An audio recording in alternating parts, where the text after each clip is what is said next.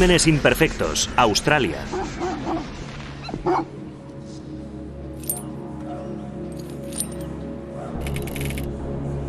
En agosto de 1978, en una finca semirural de las afueras de Sydney, se produce una cadena de sucesos que terminará con la muerte de una joven madre y sus 2 hijos.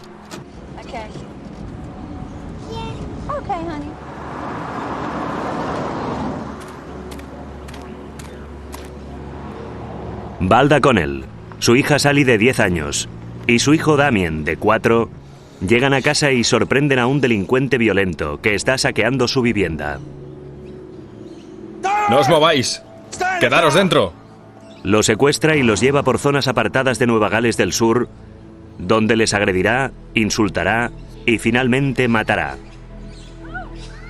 Tranquila, Sally, no pasa nada.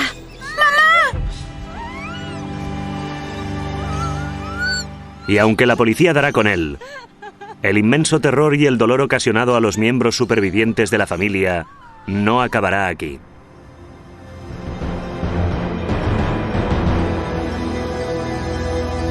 John Ernest Cribb, poseído por el demonio.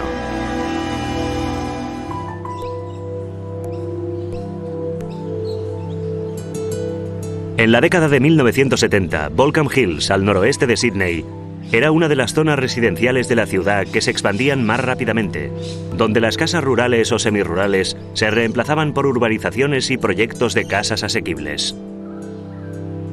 Mientras el paisaje de los alrededores se transformaba de campo a urbanizaciones, la familia Connell, Paul, Valda y sus 6 hijos, vivían en una de las pocas propiedades rurales que quedaban. Para nosotros, que éramos niños, era una vida bastante perfecta, como la de antes. Uno se da cuenta del dinero que teníamos y lo afortunados que éramos teniendo 56 hectáreas con vacas, caballos, cabras, patos e incluso un cerdo que ganamos en la feria. Solíamos ir a pescar a la presa y, en fin, la vida era tan segura, tan inocente, supongo, viviendo así. Éramos una especie de familia muy unida. Aunque al principio éramos yo y 4 hermanas, al final llegó otro hermano. Pero sí, seguimos aún muy unidos. Teníamos que disfrutar los unos de los otros y creo que lo hicimos. Supongo que básicamente nuestros padres nos lo inculcaron como una especie de apoyo. La vida para la familia Connell es la de una pequeña ciudad conservadora, a pesar de estar a solo 30 kilómetros del distrito financiero de Sydney. Les gusta estrechar lazos con familias de la zona y a menudo las invitan a ir de excursión a la playa. Los Connell son también una familia religiosa y es algo muy importante en sus vidas. Van a misa cada domingo y rezan juntos el rosario cada noche.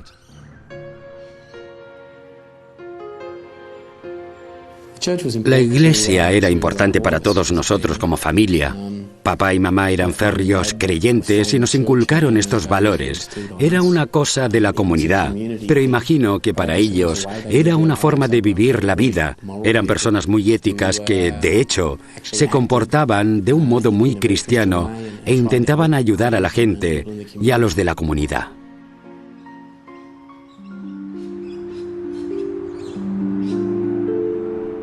El viernes 11 de agosto de 1978 era un día cualquiera para Valda Connell. Ya llegamos, cariño. De 39 años y madre de 6 hijos, había pasado el día trabajando en casa, jugando al tenis con amigos y cuidando de su hijo de 4 años, Damien. Aquella tarde, Valda se lleva a Damien a recoger de la escuela a su segunda hija más pequeña, Sally, de 10 años. Ya está aquí, Damien. Los otros hijos de Valda son suficientemente mayores para volver solos a casa. Hola. ¿Qué tal el día, cielo? Bien. Hemos hecho un experimento guay. Ajá. Mientras Valda recoge a Sally de la escuela, un nuevo residente de la zona ronda las calles. Es John Ernest Cribb, un ladrón que acaba de obtener la libertad condicional. Una de las condiciones de la libertad condicional que impusieron a Cribb fue la obligación de vivir con sus padres en Killaback Creek. Pero poco después se fue a vivir con su hermana a Baulkham Hills. Justo aquel viernes, que era 11 de agosto, Cripp estaba en casa y decidió salir. Salió de casa de su hermana a pasear por las calles. Fue a un hotel de la zona, consumió cierta cantidad de alcohol y, algo embriagado, volvió a lo que mejor sabía hacer, que era cometer crímenes.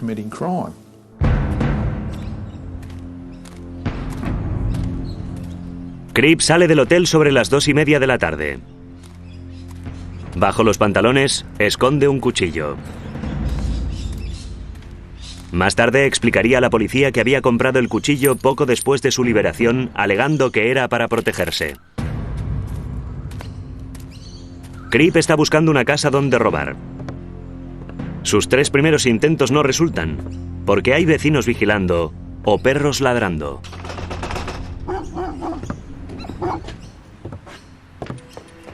Finalmente, llega a casa de los Connell. Está apartada, sin vecinos cerca. Cripp se dirige al patio trasero y corta una mosquitera para poder entrar.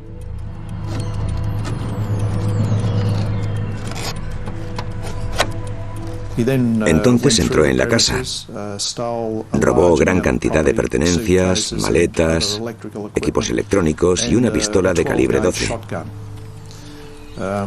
Después de haber estado un rato en la casa, fue a la puerta principal y puso las pertenencias, maletas y resto de objetos cerca de la puerta principal. Probablemente con la intención de, tras haber acabado lo que fuera que estaba haciendo en la casa, poder reunir los materiales y abandonar la zona. Cuando Cripp está saliendo de la casa, llegan Valda Connell y sus 2 hijos.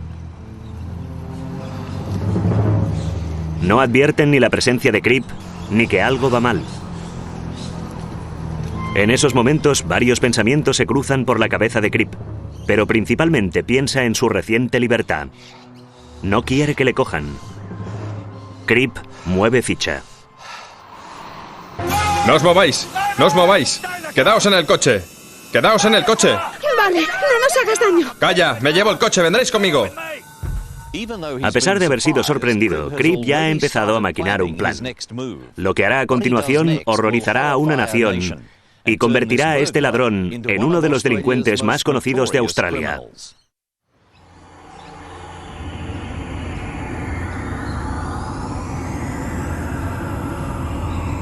Es una tarde de invierno en agosto de 1978 y Valda Connell, de 39 años, llega a su casa en Baulkham Hills, al noroeste de Sydney, con su hija Sally, de 10 años, y su hijo Damien, de 4.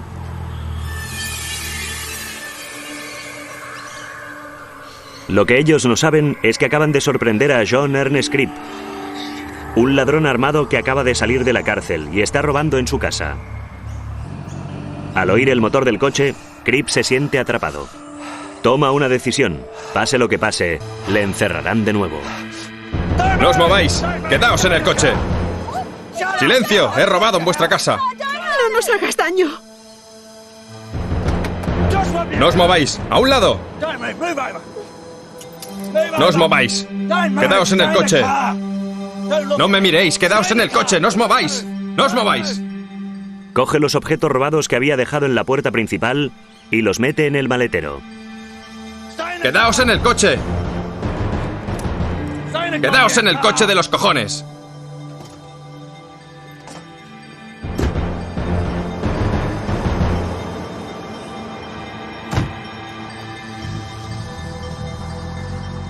Luego se sienta en el asiento del conductor e inicia la huida.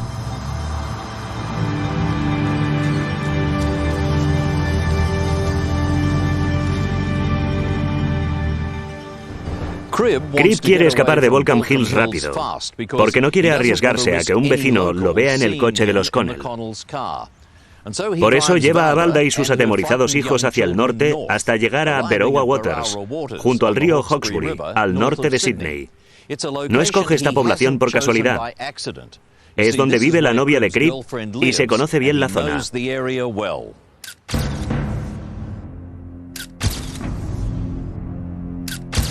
John Ernest Cribb tenía una larga trayectoria criminal.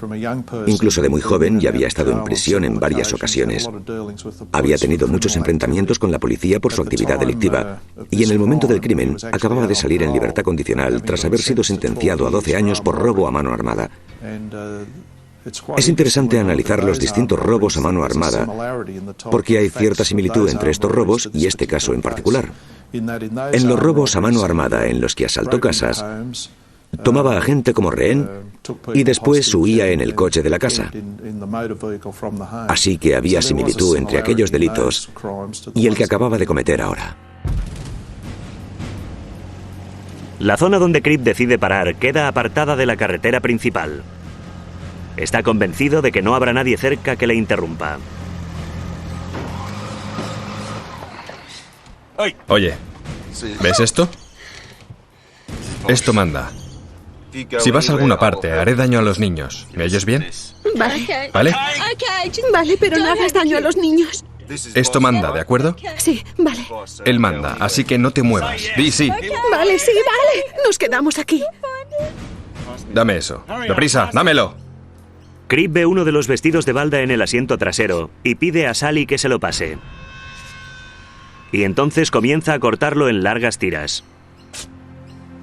Balda permanece quieta e intenta estar calmada, haciendo todo lo que le pide Cribb sin rechistar.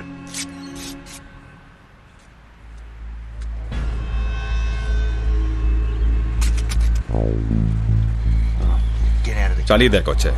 Salid del coche. Tú te quedas.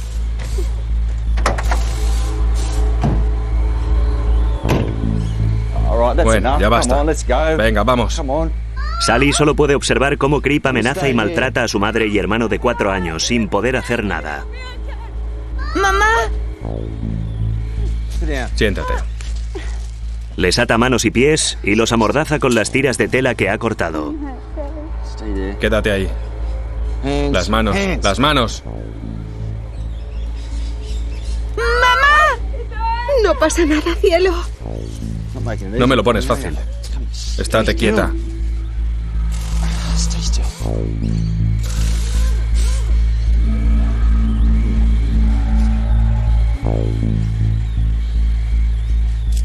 Cuando termina, vuelve al coche y se marcha con Sally. Recuerda, tengo a tu hija. No intentes nada.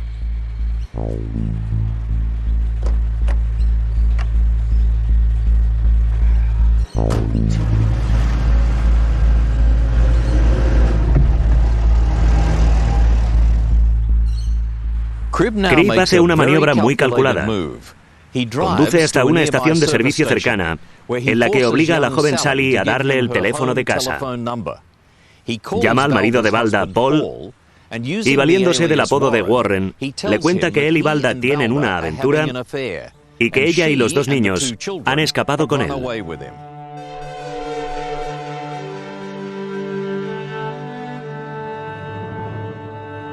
La idea de esta historia le servía para encubrirse, para ganar tiempo y preparar la huida. El inventarse que se trataba de un problema doméstico y que la mujer y los niños se habían marchado no encajaba para nada con esta familia. El plan de Cribb para ganar tiempo no resulta. Paul Connell contacta inmediatamente con la policía y la respuesta es rápida. Llegué a casa y vi a la policía en la entrada. No estaba seguro de cuál debía ser el problema. Entonces vi a Linda con un policía. Salí del coche y me contó: alguien se ha llevado a mamá y los niños, a Sally y a Damien. Pero no podía creérmelo. ¿Pero qué dices? ¿Cómo ha ocurrido? Y recuerdo que entré y vi a unas cuantas personas. A esas alturas ya había algunos parientes. Probablemente había ocurrido hacía 1 hora y media. Había un cierto estado de desconcierto en la casa y, como digo, no sabíamos qué hacer ni qué iba a pasar. Recuerdo a papá sentado en el porche mirando las estrellas y recuerdo haberle dicho: no te preocupes, papá. Cuando vuelvan a casa haremos una gran fiesta. Porque yo era muy joven y muy boba. Vivíamos en la edad de la inocencia. La policía empezó rápidamente la investigación. Los registros de la escena del crimen en casa de los Connell aportaron las huellas del secuestrador. Pero en 1978, relacionar unas huellas con las registradas era una tarea manual, que podía llevar incluso 2 semanas. Como mejor podía encontrar la policía a Balda y los niños era localizando el vehículo. Y Cribb lo sabía.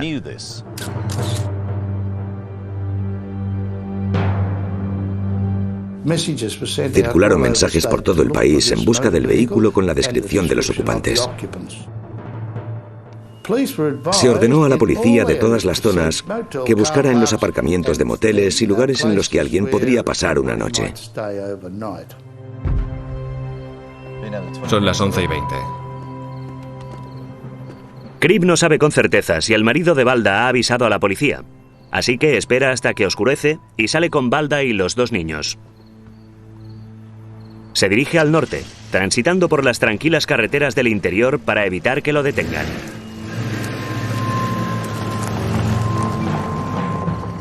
Sin embargo, a menos de 50 kilómetros al norte de Berowra Waters, en un lugar llamado Central Mangrove, el coche se queda sin combustible. Cribb obliga a Balda a arrastrar el coche hasta un claro fuera de la carretera. Los niños permanecen en el vehículo. Más fuerte. Empuja. Más fuerte.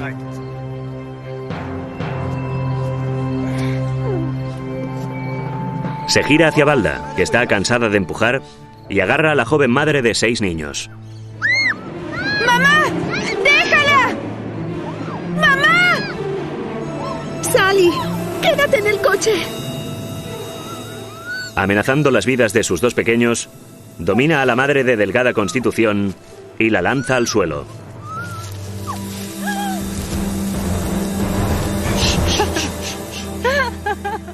Cribb le hace jirones la ropa. Por favor, no lo hagas. Le pone el cuchillo en el cuello y la viola. ¿Te acuerdas del jefe? ¿Eh?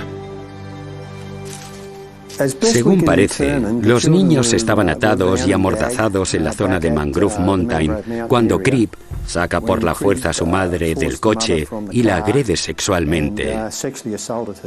Y bueno, no se sabe si los niños realmente vieron la violación o no, pero es una hipótesis razonable pensar que lo hicieron. Recuerda quién es el jefe. Estate calladita. Nos contó que la madre le estuvo suplicando todo el tiempo. No tanto por ella, sino por la seguridad de sus niños. Pidió protección para los niños, que no los hiriera ni lesionara, e intentó hablar con él. Son una familia muy religiosa, y en alguna ocasión él comentó que ella le había hablado de religión.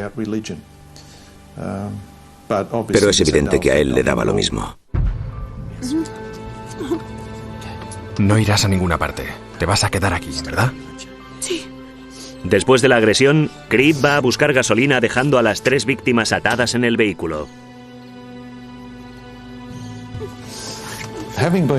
Tras haber sido amenazada y violada ante sus hijos, junto al hecho de que la controlaba increíblemente y que tenía antecedentes penales, la madre debía estar en un estado de estrés y ansiedad tan grande que le empujaba a hacer todo lo que él decía. La tenía totalmente bajo control. Siento una gran compasión por ella y su situación, ya que no podía hacer nada. Es un rasgo bastante común entre los delincuentes, más en unos que en otros, pero parecen tener un saber estar con el que, incluso sin palabras, son capaces de amenazar a la gente con su porte, con su pose por su forma de mirar, por la manera como tratan a la gente, y son capaces de asustar a la gente hasta el punto que la gente es incapaz de hacer nada para librarse de la situación en la que se encuentran. En el caso de la señora Connell y sus hijos, estuvieron atados la mayor parte del tiempo y no podrían haber hecho nada de nada. Cripp regresa más o menos una hora después con gasolina para el coche y continúa su viaje hacia el norte, tomando consigo a sus 3 prisioneros que tienen frío, hambre y miedo. Llegados a este punto, la familia, la madre y los 2 hijos han estado bajo su control, vigilados por él varias horas. Podéis imaginar el miedo y la aprensión que estaría sufriendo la madre.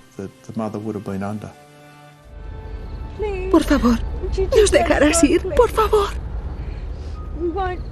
Incluso después de la terrible experiencia, Valda intenta razonar con Cripp para que les deje irse a ella y a los niños. Solo queremos salir del coche. ¡Cállate! ¡Cállate! Intento pensar. Pues piensa en dejarnos ir. Mira, ¿quieres tener otra ronda? ¡Cállate! Sus súplicas caen en oídos sordos. Cripp sigue conduciendo. Parece conducir lo más lejos posible para evadir a la policía. Pero en realidad sabe exactamente hacia dónde se dirige y qué va a hacer después. Déjales marchar a ellos. Yo puedo quedarme aquí si quieres, por favor. Intento pensar. Cállate. Valda Connell, Sally y el joven Damien desconocen el horror y tormento que les espera. ¡No os mováis! ¡Quedaos en el coche! ¡Quédate el coche! ¡Vete! ¡Cógelo! ¡Quédatelo y no nos hagas daño! ¡No os mováis! Condenado por robo a mano armada, John Ernest Cripp ha secuestrado a una madre y sus 2 hijos pequeños tras un robo frustrado en su casa de Volcam Hills, a las afueras de Sydney. Los lleva hacia el norte por carreteras secundarias para evitar a la policía. Después de haberse quedado sin gasolina cerca de Central Mangrove, obliga a Valda Connell, de 39 años, a arrastrar el coche hasta una zona apartada donde la viola brutalmente, mientras sus hijos permanecen atados y amordazados en el coche.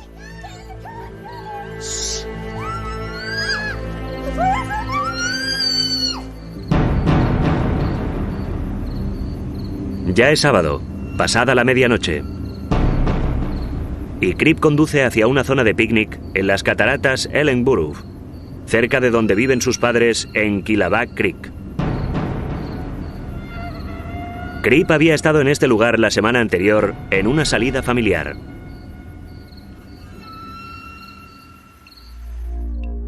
Lo interesante del caso es interesante si nos fijamos en las características de los asesinos en serie y asesinos en general, es que les gusta ir a lugares donde han estado antes o donde tienen cierto control. La razón de llevarles a las cataratas Ellenborough es que ya había estado allí, lo conocía bien y había estado hacía una semana. Así que yendo a este lugar a medianoche no habría nadie porque estaría oscuro.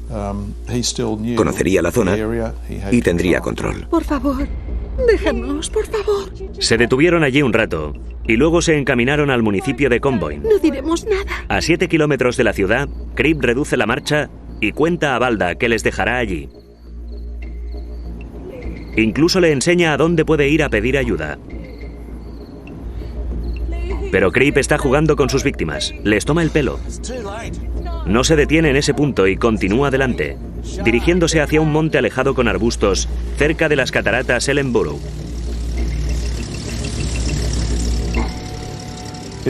Era un camino de tierra que recordaba, un sendero con arbustos. Debía de ser la 1 de la madrugada, tal vez un poco más tarde, pero sobre la 1. Y decide dejarlos allí.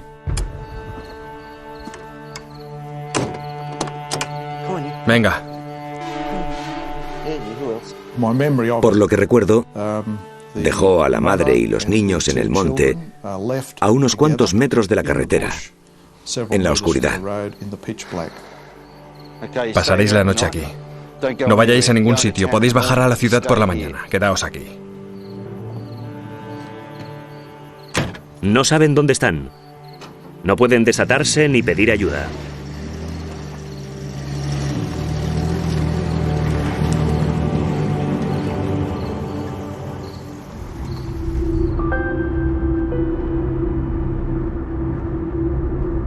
Seguidamente él conduce hacia el sur, en dirección a Newcastle.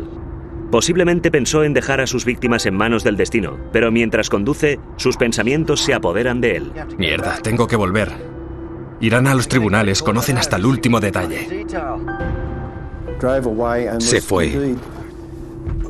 Y parece que su intención era abandonar el lugar y dejarlos con vida, solo atados y amordazados en el monte. Pero se lo pensó mejor después de haber conducido apenas unos kilómetros hacia el sur. Creemos que fue porque había tenido algunas discusiones con la señora Connell en el coche, en las que creía haberse identificado a sí mismo, o incluso más exactamente como John. Aquello lo asustó hasta el punto de que creyó que debía hacer algo al respecto.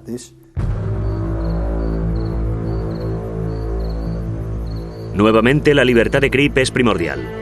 Temiendo que la madre pueda identificarlo a la policía, vuelve al claro aislado del monte. El demonio que lleva dentro le dice que tiene que acallar a sus prisioneros por su bien.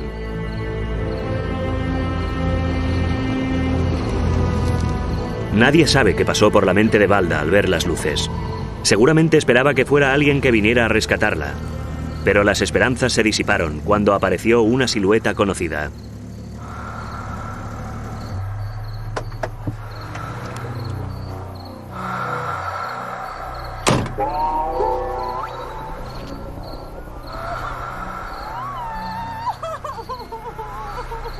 En la mente de Cripp, el asesinato es la única solución a sus problemas.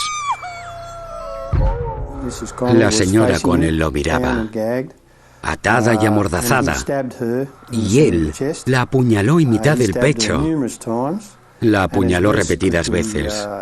Según determinó el patólogo, 13 veces. Y había marcas de defensa en su cuerpo, por lo que parece obvio que, aunque estaba atada y amordazada, realizó algún tipo de lucha. Luego fue hacia el pequeño, el niño de 4 años, y lo apuñaló 2 veces y lo mató. Aún quedaba viva la niña, que era testigo de todo. Había visto cómo había apuñalado a su madre y a su hermano pequeño, y entonces la apuñaló a ella. De memoria diría que fueron 6 veces. Todas las heridas fueron por delante, así que a todos les vino de frente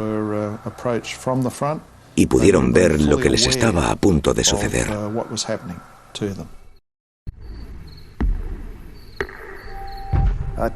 Aterrador es poco. Realmente, no conozco ninguna palabra que pueda describir el horror que pasaría por su mente en el momento en el que la mataba y el tremendo terror que los niños, sus hijos, pasaron al ver lo que ocurría a su madre. Sinceramente no encuentro palabras que describan lo que pudo pasar por sus cabezas. John Ernest Cripp ha pasado de ser un ladrón a mano armada a un asesino premeditado y depravado. Cuando Sally finalmente cae muerta, Cripp inspecciona su trabajo mientras los haces de luz se filtran entre los matorrales. Sorprendentemente, su cuerpo está cubierto de tal cantidad de sangre y su nivel de adrenalina es tan elevado que Cripp no se percata de haberse cortado en el dedo ni en la pierna durante el ataque. Entonces, dándose cuenta de la magnitud de sus actos, regresa al vehículo. Se sienta en el coche y se fuma con calma un cigarrillo, mientras se plantea qué hacer. Al poco, decide arrancar e ir a casa de sus padres, a poca distancia de allí. Llegó allí a las 2 de la mañana. Fue de puntillas hacia la puerta trasera. Cogió algo de ropa y debió lavarse en algún lugar, aunque la policía no sabe dónde. Después, de camino al coche, fue al cobertizo de sus padres y cogió una pala. Iba a enterrarlos donde los había matado. Pero cuando regresó, el suelo estaba como una piedra y no podía clavar la pala. Así que los llevó a rastras hasta el coche y los metió en el maletero, con la idea de enterrarlos en una playa cerca de Newcastle.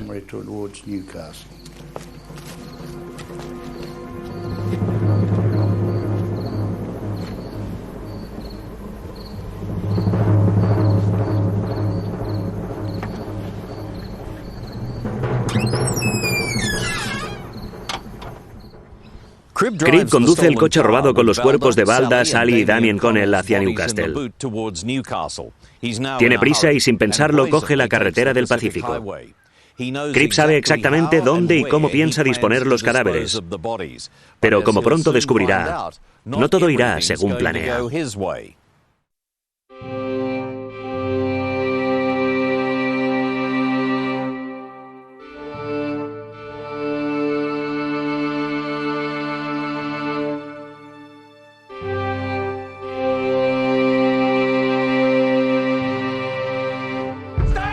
Tras secuestrar y asesinar a Valda Connell de 39 años y a sus dos hijos Sally de 10 años y Damien de 4, John Cribb transporta sus cuerpos en el coche robado de la familia y llega a Caves Beach, junto al sur de Newcastle, hacia el amanecer. Pensando que esta solo empieza a cavar lo que, según más tarde, afirmó la policía era una tumba perfecta.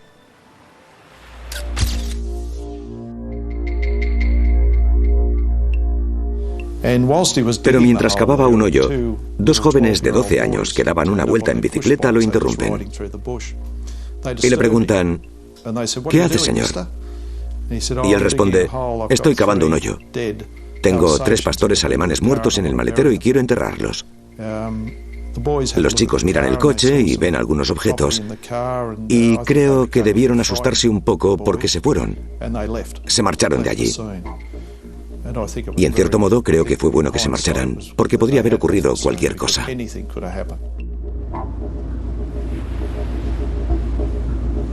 La interrupción pone nervioso a Cribb, que decide coger la pala e ir un poco más lejos.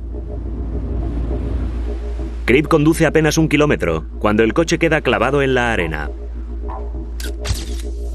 Se ayuda con palos y todo lo que encuentra alrededor, pero no logra sacar el coche. Frustrado, deja el coche y camina hacia la carretera. Hace autostop para llegar a una estación de servicio en Caves Beach. Pronto regresa con 2 operarios de una grúa que sacan el coche de la arena.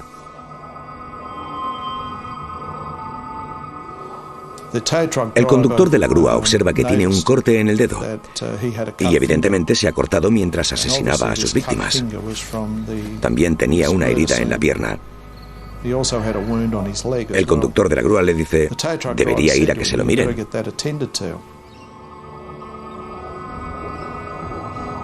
Cribb va al hospital Belmont y le cosen 2 puntos en el dedo. Abandona su plan de enterrar los cuerpos y se dirige hacia el Hotel Mawson en Caves Beach, donde pasa el resto de la mañana y la mayor parte de la tarde bebiendo cerveza y hablando con 2 vecinos.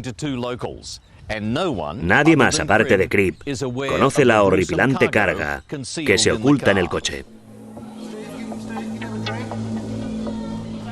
Llevaba una cerveza. Se acercó y preguntó, ¿os importa si me siento con vosotros y charlamos? A lo que respondimos, no, adelante. En cierto modo, nos lo mirábamos porque tenía la ropa manchada de sangre,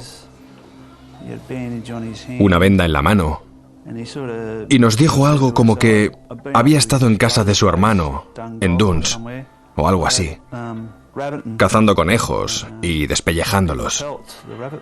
Dijo que era así como se había cortado la mano y que la sangre era de los conejos.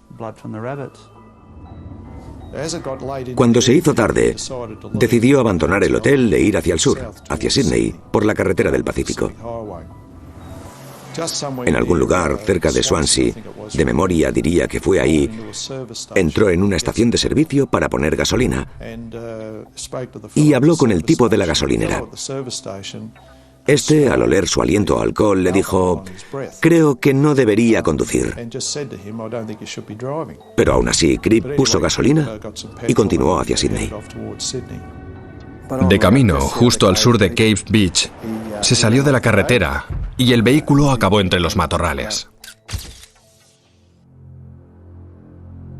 Volvió al mismo garaje e intentó contratar los servicios de la grúa que había sacado el coche en Caves Beach en la ocasión anterior.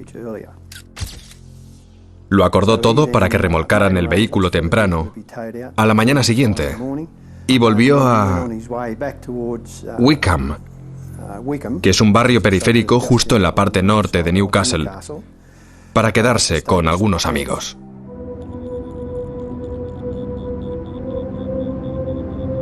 Poco después de las 7 de la mañana del domingo, hallan el coche de Valda Connell en un terraplén de la carretera del Pacífico, al sur de Cape Beach.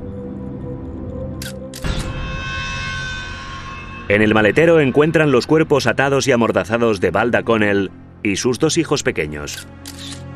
3 operarios de una grúa descubren el espeluznante hallazgo al intentar retirar el coche.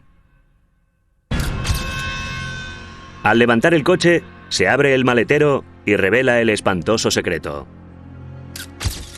La policía de Newcastle y cercanías se apresura hacia el lugar e informa rápidamente al Departamento de Criminología de Sydney.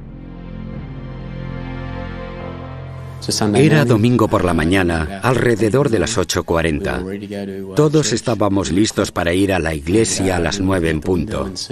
Y recuerdo mirar por la ventana y ver los coches de los detectives de homicidios. Desde casa teníamos una vista de unos 400 metros y, como decía, apenas había tráfico en la carretera. Vimos cómo se acercaban 3. En ese momento supe que íbamos a tener noticias e imaginé que iban a ser malas. Esa mañana nos dijeron que les habían encontrado y estaban muertos. Y vi a mi tío llorando y pregunté a alguien, ¿por qué llora Philip? Y mi tía dijo, porque su hermana está muerta. Pero yo tenía una especie de shock. Creo que en realidad no podía entender. Recuerdo el golpe en la puerta. Recuerdo escuchar a alguien llorando y que entonces uno de los policías, junto con un compañero de la sal, subió las escaleras, me metió en una habitación y me dijo, han encontrado a tu madre, tu hermano y tu hermana y han sido asesinados. Nos dijeron que los habían encontrado. Jamás pensé que no volverían.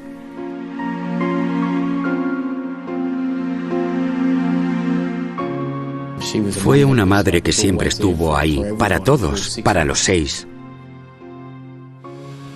Era muy femenina, muy dulce. Incluso con 6 hijos nunca habría salido de casa sin pintarse los labios ni despeinada. Era una mujer muy femenina. Sally era una niña muy guapa y muy adorable. Siempre se reía. Para algunas cosas era una niña, pero para otras empezaba a ser una auténtica señorita. Fue genial tener un hermano. Hubo mucho alboroto cuando nació. Era un niño muy especial para mí, seguramente porque era mi único hermano. Lo recuerdo muy bien. El mundo se derrumbó. Nos habían arrebatado nuestro mundo, porque nada volvió a funcionar en casa. Cribb secuestró y violó a la señora Connell, ató a los 3 y metódicamente los apuñaló hasta matarlos. La carretera del Pacífico al sur de Newcastle se convierte en una escena de crimen y los detectives de homicidios Mike Hagan y Rick Campbell se dirigen hacia allí desde Sydney. Puedo decir que en 31 años de servicio, 10 de ellos en homicidios, y habiendo estado en numerosas escenas de crímenes, escenas de muerte y toda esta clase de cosas, probablemente sea esta de las más horrorosas que jamás he visto en mi vida. Sin duda.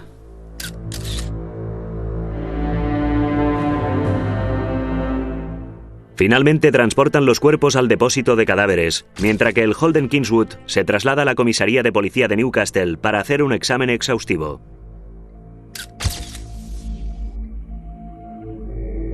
Había restos de sangre en los neumáticos y se encuentran huellas en las pertenencias robadas de los Connell, incluyendo la pistola que estaba en el asiento trasero del coche. El conductor de la grúa informa a la policía del corte en el dedo del conductor y explica haberlo mandado al hospital de Belmont para que lo visitaran. La policía acude al hospital y, sorprendentemente, descubre que el hombre con el corte en el dedo se ha identificado como John Ernest Cribb. Rápidamente relacionan las huellas de Cribb con las halladas en la casa de los Connell y los objetos robados. La policía tiene a su hombre y se envía una descripción detallada a la policía y los medios de todo el estado. La persecución ha empezado.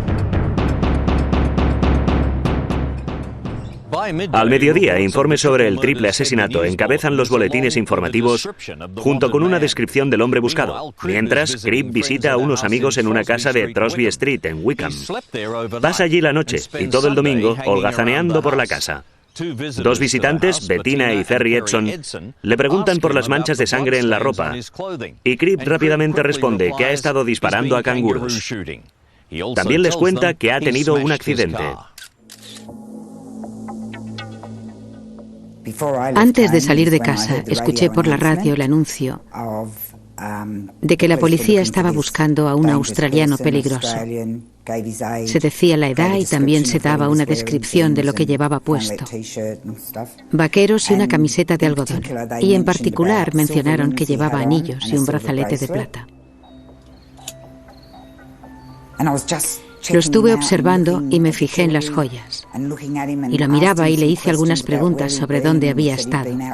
Y respondió que cazando canguros. Quería irse, coger el coche, porque había algo en el coche que la policía no debía encontrar. Y las sospechas se fueron sumando y empecé a pensar que definitivamente era el tipo que estaban buscando.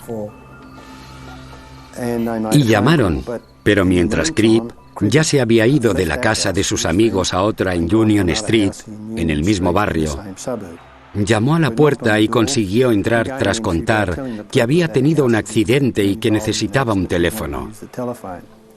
Entró de inmediato. Dentro de la casa había una anciana y su hija.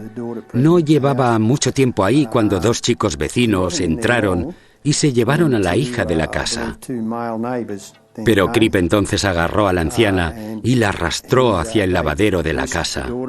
En aquellos instantes, los coches de policía empezaron a cubrir la parte delantera.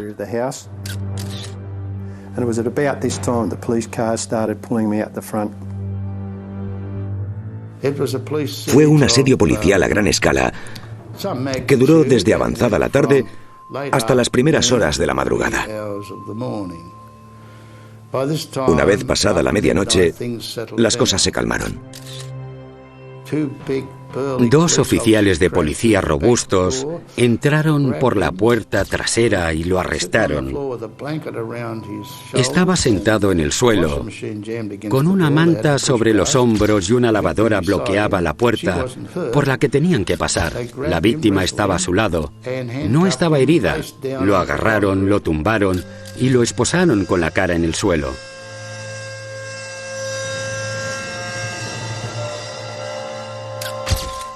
Cuando la policía entró en la casa, Cribb intentó apuñalarse a sí mismo en el pecho. Lo llevan al hospital John Hunter de Newcastle, pero le dan el alta con una herida superficial.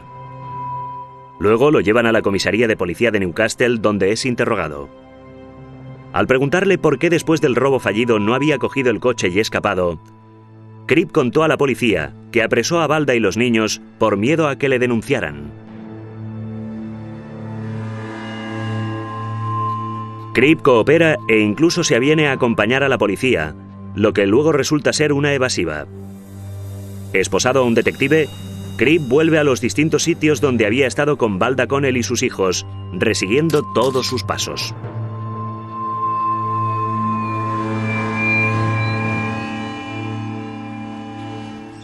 Se imputan a Cribb 3 cargos por asesinato y 1 por violación, y el juez determina una audiencia sobre la apertura del juicio para noviembre de 1978.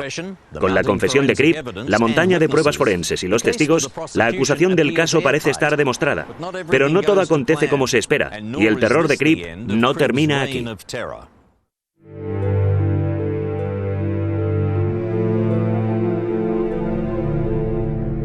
En noviembre de 1978, Cribb comparece ante el Tribunal de Primera Instancia de Newcastle. Las pruebas son aplastantes y es decretada su prisión preventiva hasta el juicio. El magistrado sugiere además someter a Cribb a un examen psiquiátrico. Lo entrevista un psiquiatra de la cárcel que diagnostica una esquizofrenia paranoica. Las autoridades trasladan a Cribb al hospital Morris para su tratamiento, un centro psiquiátrico situado en el lago Macquarie, entre Sydney y Newcastle. El 4 de abril de 1979, Rick y yo estábamos en la oficina de homicidios del Departamento de Criminología y nos informaron de la fuga de John Ernest Cribb del hospital Morisset. Según entendí, 4 personas se habían fugado del Morisset. 2 habían sido capturadas y los otros 2 delincuentes, William Munday y John Cribb, seguían libres. Recuerdo estar con papá y decirle, ¿qué pasará si vuelve a nuestra casa? ¿Qué hacemos? Y recuerdo que papá me miró y contestó, «Oh, espero que lo haga y tener la oportunidad de ponerle las manos encima». Y me di cuenta de que no tenía de qué preocuparme, porque sin duda eso era probablemente lo que se merecía.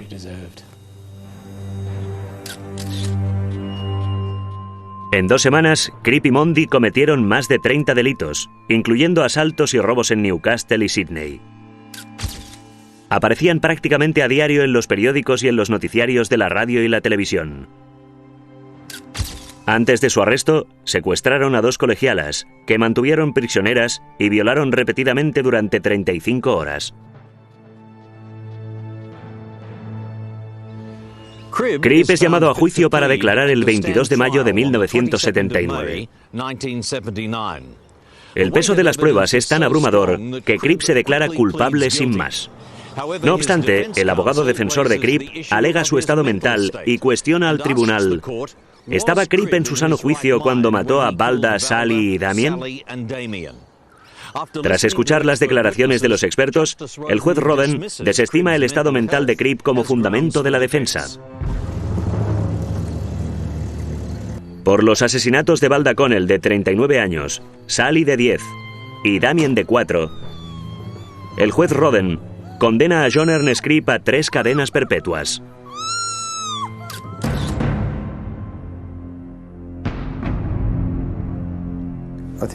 Creo que Cribb era un individuo frío, despiadado, calculador. Una persona que no tenía en cuenta los sentimientos de un ser humano.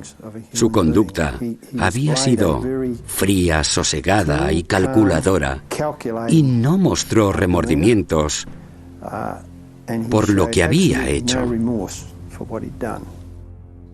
Una de las cosas que vivimos, que fue de lo más doloroso, fueron los sueños. Soñábamos con los buenos tiempos, pero entonces despertábamos y éramos conscientes de que nuestras vidas se habían convertido en una pesadilla. Y ese sería nuestro día a día. Fue muy difícil, pero hay que luchar. Salir adelante. Lo suyo sería pensar que el caso termina aquí, pero no es así. En 1990 sucedieron 2 cosas. Cribb se casa con la hermana de 22 años de un recluso, y el gobierno de Nueva Gales del Sur introduce la revisión de sentencia. Así como otros muchos prisioneros cumpliendo cadena perpetua dictada antes de 1990, Cribb solicita una revisión de la sentencia. La esposa de Cribb y su familia se van sin hacer comentarios.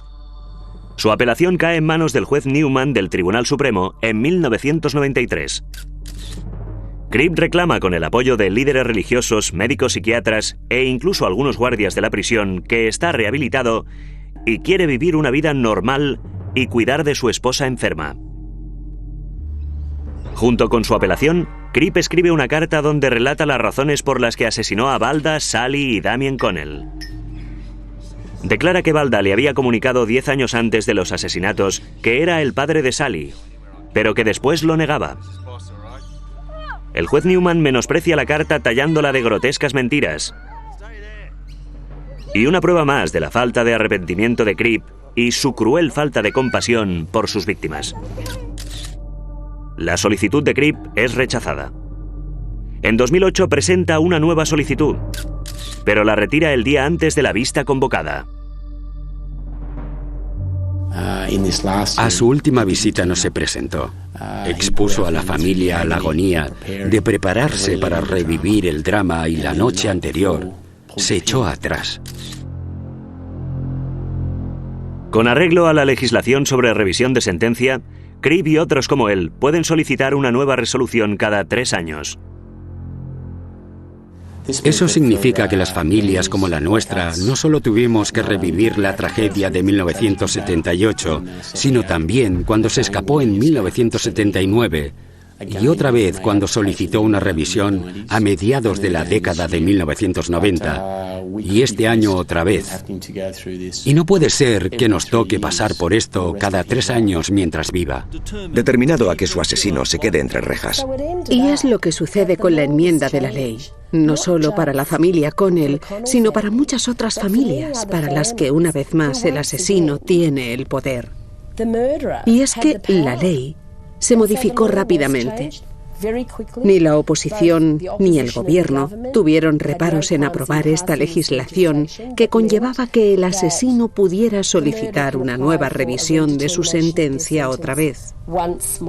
Y luego quedaba a discreción de los jueces que pasara el resto de su vida en prisión o recibiera una sentencia por años. Desde sus comienzos en 1993, Martha Yarborough y el grupo de apoyo a las víctimas de homicidios han ayudado a miles de personas afectadas por asesinatos. Creo que Martha es como un ángel. Me ha ayudado muchísimo 30 años después.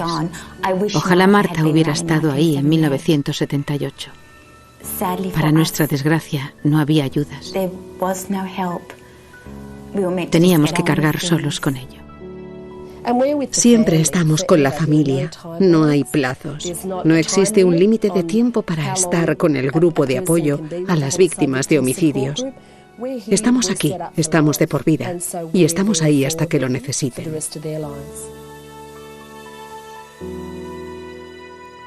Una de las cosas más duras para mí a lo largo de este proceso fue ver el dolor y la pena que causó a mi padre. A veces la gente me pregunta, ¿cómo sobrevives un día tan horrible? Y claro que ha habido días y noches en los que he llorado y llorado. Y por doloroso que sea, perder a una madre y a un hermano y a una hermana, creo que perder a tu mujer y a 2 hijos es 10 veces peor. Mucho peor. En muchas ocasiones, mi padre ha sido mi modelo a seguir. He visto cómo él nos ha mantenido unidos, ha luchado y salido adelante. E imagino que si puede hacerlo y seguir adelante, yo también debería ser capaz.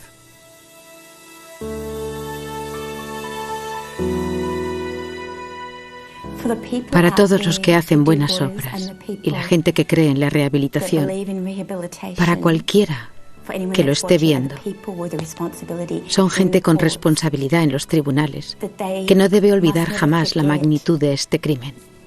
Y estoy aquí por lo que sufrió mi madre y por lo que todos nosotros pasamos y por la lucha y por lo que sufrió mi padre y tanta gente que quedó afectada ese día.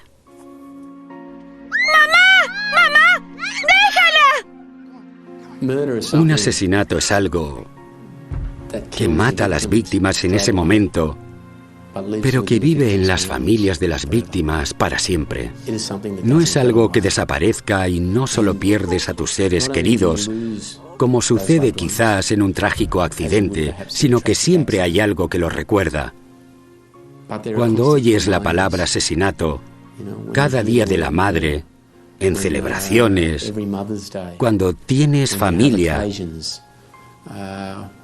como cuando nacieron mis 2 hijos. Una madre en particular es alguien especial, que debería ser especial en tu vida, y que te la quiten injustamente por un acto cruel de alguien como John Cribb es un dolor que te acompaña siempre.